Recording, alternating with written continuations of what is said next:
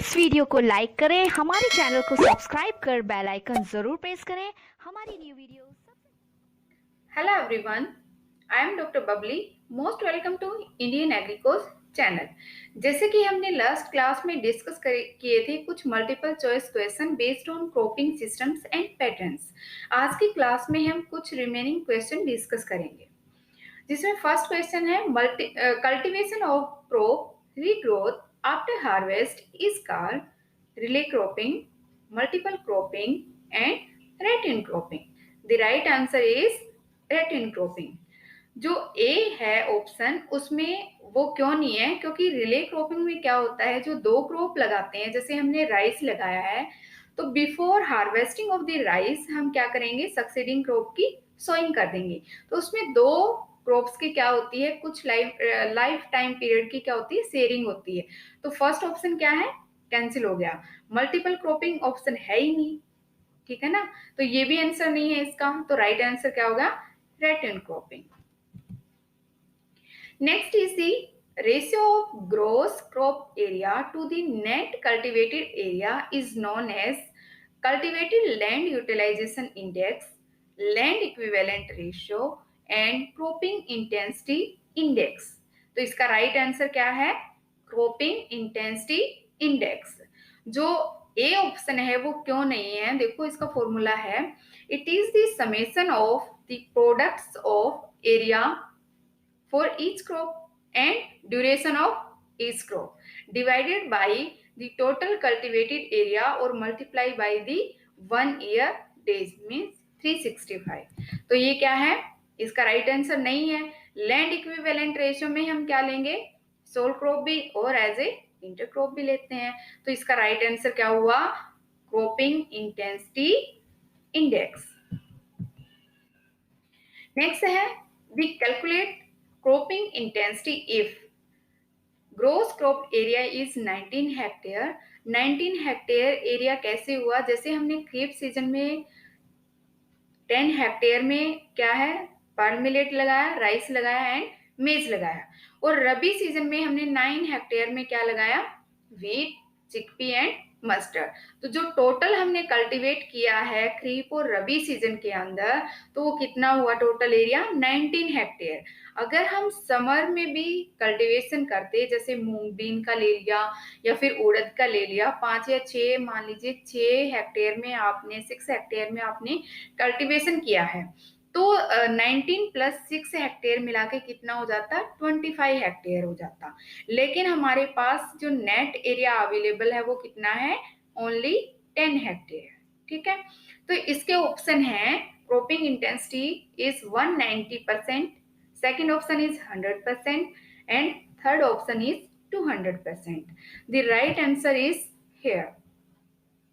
इसका फॉर्मूला क्या है, gross crop area. Gross crop means जो हमने टोटल खरीफ में और रबी में और समर सीजन में जो भी हमने लिया है वो कितना है हमारे पास, 19, क्योंकि इसमें हमने खरीफ और रबी का ऐड किया है, समर का ऐड नहीं किया है।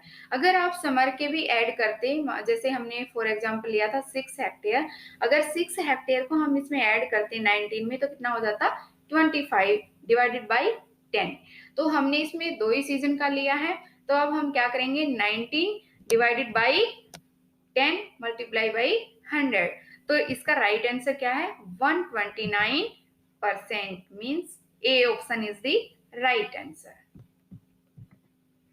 Next is the under multi storey cropping the principle of cropping intensification is used.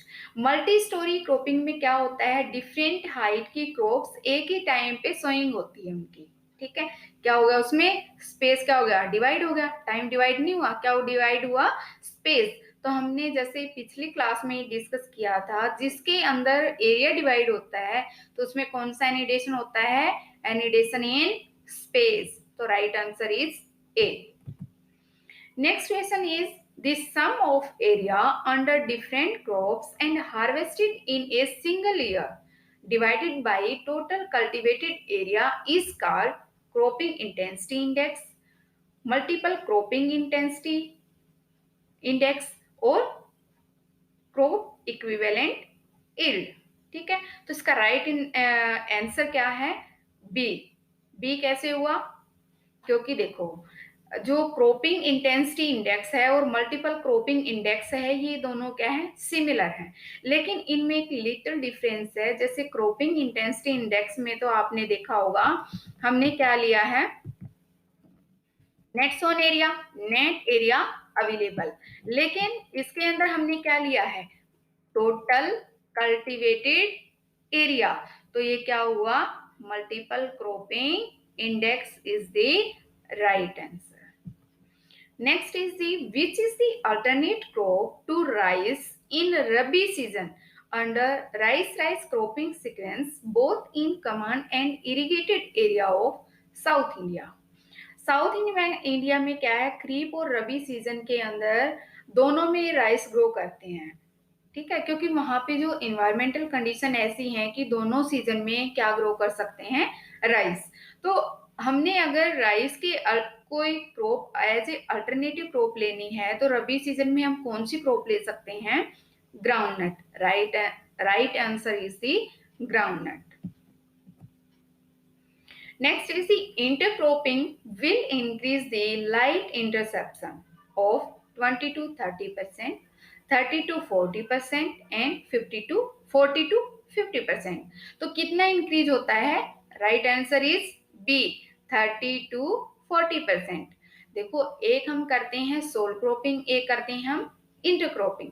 Intercropping में क्या है? जो एरिया ऑक्युपाई किया हुआ होता है बाय द क्रॉप्स, मींस पूरा एरिया क्या होता है? कवर्ड होता है, और जितना लीफ एरिया इंडेक्स ज्यादा होगा उतना ही लाइट का इंटरसेप्शन क्या होगा? ज्यादा होगा, क्योंकि जो सोल क्रॉपिंग है उसमें प्लांट पॉपुलेशन क्या होती है? कम होती है, पूरा का पूरा एरिया कवर नहीं होता। लीफ एरिया इंडेक्स टोटल क्या होता है? कम होता है। तो इंटरसेप्शन किस में ज्यादा होगा? इंटरक्रॉपिंग में 30 to 40% in comparison to sole cropping.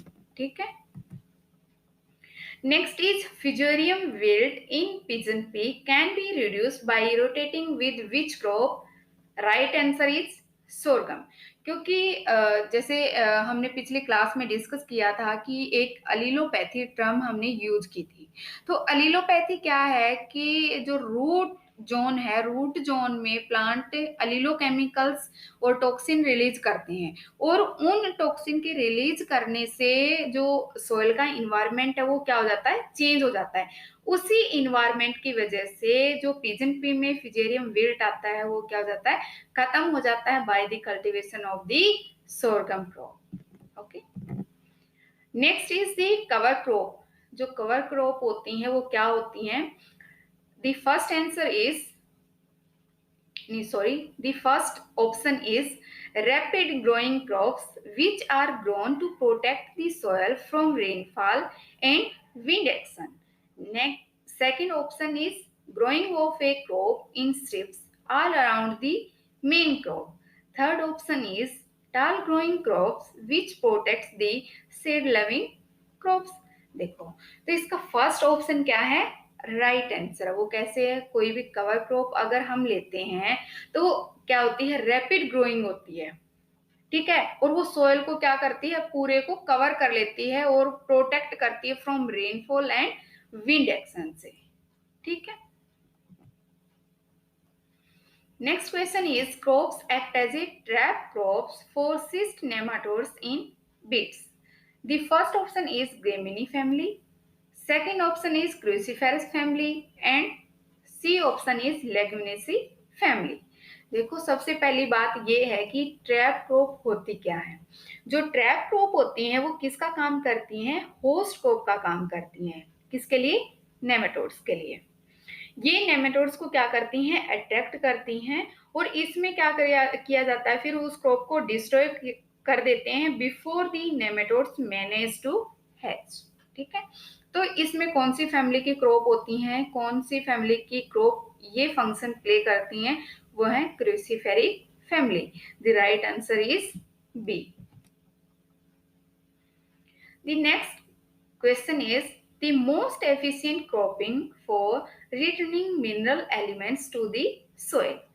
देखो कोई भी हम जैसे सॉइल की फर्टिलिटी है वो डे बाय डे क्या हो रही है, डेटेरियोरेट हो रही है और डिप्लीट हो रही है, क्योंकि हम क्या कर रहे हैं, इंटेंसिव क्रॉपिंग कर रहे हैं। इंटेंसिव क्रॉपिंग कर रहे हैं लेकिन उसमें एडिशन कुछ नहीं कर रहे हैं मैन्योरिंग का, या फिर जिससे सॉइल की जो फर्टिलिटी स्टेटस है वो इंक्रीज हो सके। ठीक है, तो कौन सा क्रॉपिंग सिस्टम है, क्या उस वो टर्म कौन सी है जिससे सॉइल की फर्टिलिटी क्या हो जाती है, इनहांस हो जाती है, मतलब मीन्स वो क्या करेगा, सोयल के अंदर न्यूट्रिएंट क्या करेगा, रिलीज करेगा और वहीं पे छोड़ देगा।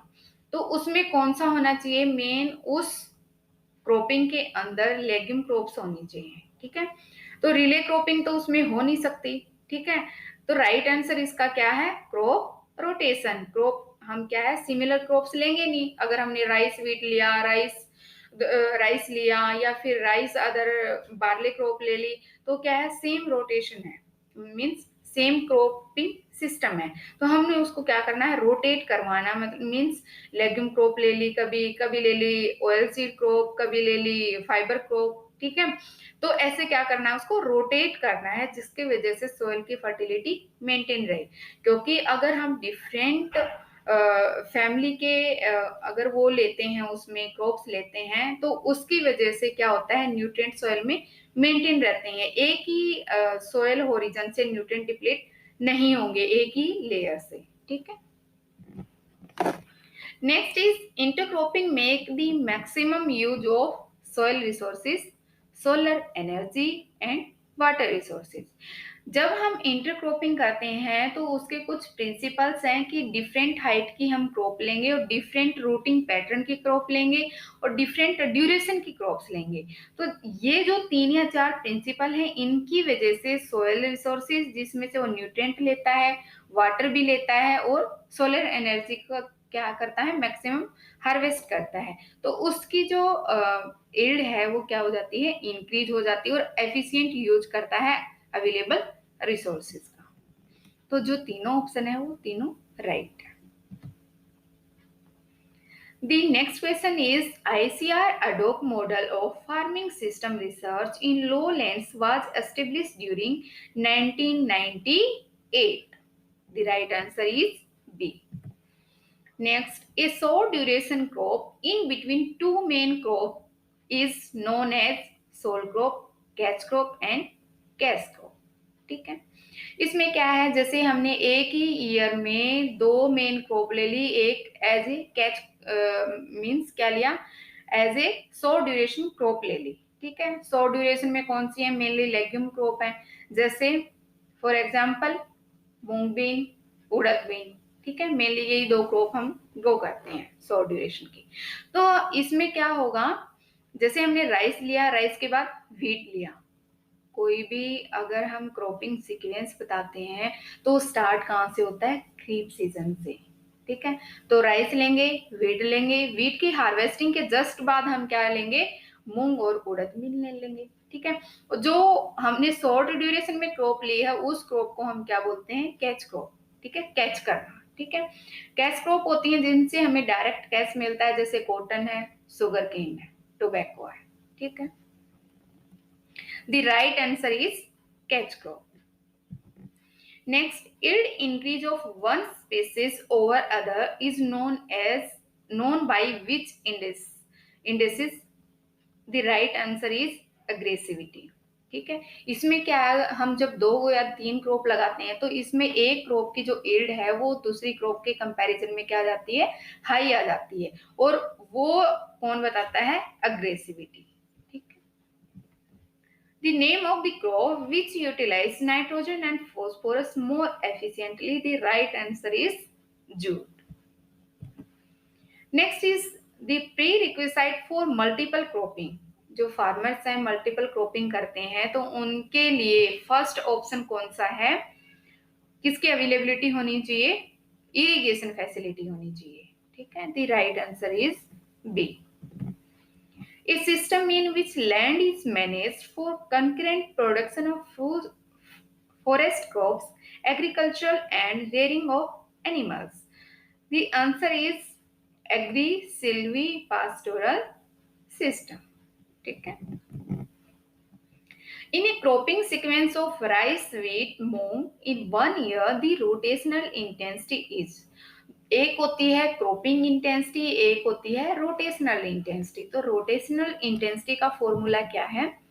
The number of crops grown in rotation divided by the duration of the rotation, means कितने ईयर में वो हमने पूरा रोटेशन कंप्लीट किया है, मल्टीप्लाई बाई 100। तो इसमें 1 ईयर में कितनी क्रॉप ली हमने? 3। ठीक है, तो 3/1 मल्टीप्लाई बाई 100, तो आंसर क्या हुआ? 300। The right answer is a. The next question is, in a cropping sequence of maize, sugarcane plus potato, ratoon plus wheat, and mung bean, in 3 years, the rotational intensity is 200%, 133%, and 100%। तो इसमें सबसे पहले हमें ये ध्यान रखना पड़ेगा, जैसे हमने 2 साइन दिए हैं, मेज के बाद हमने दिया है negative sign, sugarcane plus potato के बीच में दिया हमने प्लस का साइन। तो जो नेगेटिव साइन होता है वो बताता है कि मेज को और सुगरकेन को हमने सीक्वेंस में लिया है, ठीक है। लेकिन प्लस का साइन बता रहा है कि जो शुगर केन है और पोटैटो है उनको हमने क्या लिया है? एक ही टाइम पे लिया है। तो शुगर केन प्लस पोटैटो को हम एक ही क्रॉप मानेंगे। मेज नेगेटिव का साइन और शुगर केन ये क्या है? 2 क्रॉप मानेंगे। तो इनमें कितनी क्रॉप हुई? मेज 1, शुगर केन प्लस पोटैटो कितनी हुई? 2 क्रॉप। कितनी होगी? 2 क्रॉप। आगे क्या है? रेट्यून प्लस व्हीट कितनी होगी? 3 क्रॉप। और आगे कितनी है? मूंग भी कितनी होगी? 4 क्रॉप। 4 क्रॉप हमने कितने ईयर में ली है? 3 ईयर में, 3 इयर्स में, ठीक है। तो रोटेशनल इंटेंसिटी का फॉर्मूला क्या हमने वो डिस्कस किया है, ठीक है। तो 4/3 multiply by 100 is equal to 133%। The next question is, the period of जायद season in India is from, देखो इंडिया में 3 सीजन है, खरीफ सीजन, रबी सीजन एंड जायद सीजन। जो खरीफ सीजन है वो कब से स्टार्ट होता है? With the onset of monsoon, means June से लेके मिड अक्टूबर तक, ठीक है, या फुल अक्टूबर भी इसमें इंक्लूड होता है। जो रबी सीजन है वो मिड अक्टूबर और नवंबर से लेके फरवरी मिड मार्च तक चलता है। लेकिन जो जायद सीजन है वो कब से लेके? मार्च से लेके मई तक होता है। तो इसका राइट आंसर क्या है? B. Next question is, mixing of one और more enterprises with cropping is known as farming system. Cropping system के अंदर क्या है? डिफरेंट क्रॉप्स होती हैं, ऐसे ही मिक्स क्रॉपिंग के अंदर होती हैं। फार्मिंग सिस्टम के अंदर एक या एक से ज्यादा एंटरप्राइजेस होती हैं। Which is the decoy crop of Melodygaini and Pratylencus nematode in tomato? The first option is groundnut, castor and chrysanthemum. तो इसमें सबसे पहली बात ये है कि डिकोई क्रॉप होती क्या है? ये नॉन होस्ट क्रॉप होती हैं, ठीक है, which are planted to make nematodes waste their infection potential, ठीक है। और इसमें इसका राइट आंसर क्या है? तीनों ऑप्शन क्या है? राइट है। Next is, the growing of more than one crop together in the same unit area helps farmer in continuous income to the farmer, providing better and continuous crop of land. Third one is protecting land from rain and wind action. तीनों option क्या है? Right answer. Next is practicing agriculture without the use of chemicals so as to maintain ecological balance. Extensive farming, cancel. Natural farming, right answer. And intensive farming is wrong answer. Next है, land equivalent ratio is useful under replacement series. Second is the additive series. इसमें दोनों option क्या है? Right है। Effective rain-fed upland-based cropping system followed in India. तो upland है तो Renfield upland है, वहाँ पे जो वाटर की अवेलेबिलिटी है वो ऑटोमेटिकली क्या है, कम है। तो उसमें हम वही क्रॉप लेंगे जिन क्रॉप के कल्टीवेशन के लिए हमें क्या है, कम पानी की जरूरत हो। तो इसमें तीनों ऑप्शन राइट हैं। स्टेरिया मस्टर्ड ले सकते हैं, सोरगम चिकपी ले सकते हैं, कॉटन एंड चिकपी ले सकते हैं। Next is the popular intercrop in sugarcane crop is moong bean और urad bean, sorghum and maize. The right answer is moong bean और urad bean. Which crop doesn't leave any residual nutrient to the succeeding crop? First option is pigeon pea, second is potato, third one is wheat. तो इसका right option क्या है? Potato.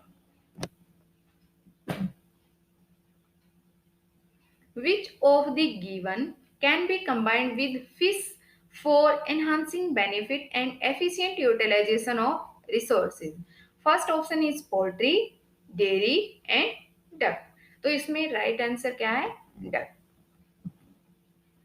Pre-emergence herbicide for different intercropping for the control of weeds.